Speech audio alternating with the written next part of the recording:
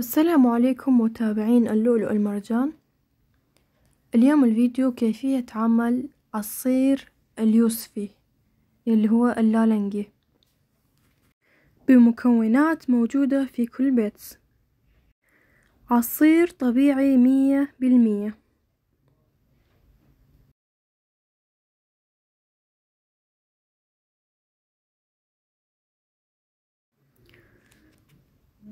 وهسه مثل ما تشوفون قشرنا اليوسفي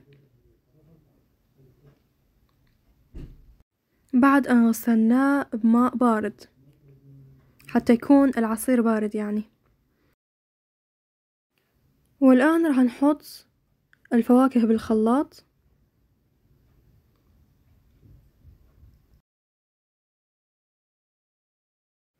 وراح نضيف كوبان ماء،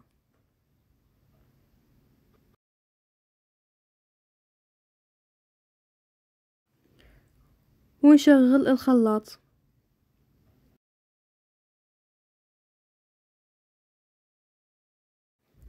وهسه راح نجيب مشخل حتى نصفي القشور مال الفواكه والمي واحد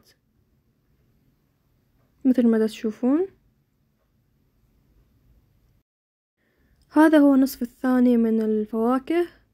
راح نعيد نفس الطريقة، نحط الفواكه ونحط لهن ماء ونقول بسم الله، وراح نشغل الخلاط.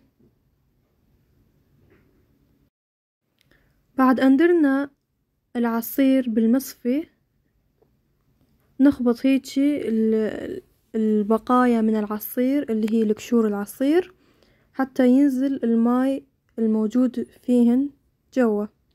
راح نحط ملعقة عسل طبيعي 100% لازم، حتى شوية يضيف نكهة للعصير وطعم حلو. نخبط هيجي حتى يموع العسل بالعصير.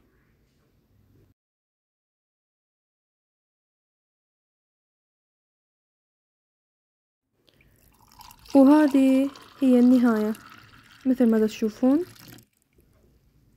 ما شاء الله،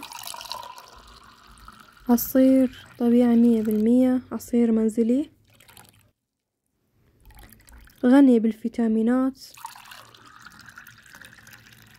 مفيد للصحة أيضا.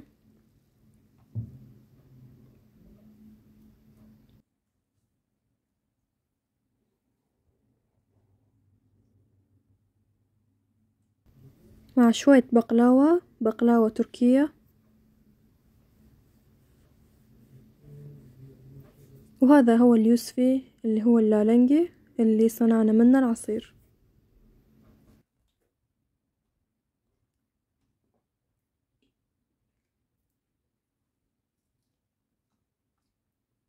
وبالأخير لا تنسوا الاشتراك في القناة ووضع اللايك وتفعيل الجرس.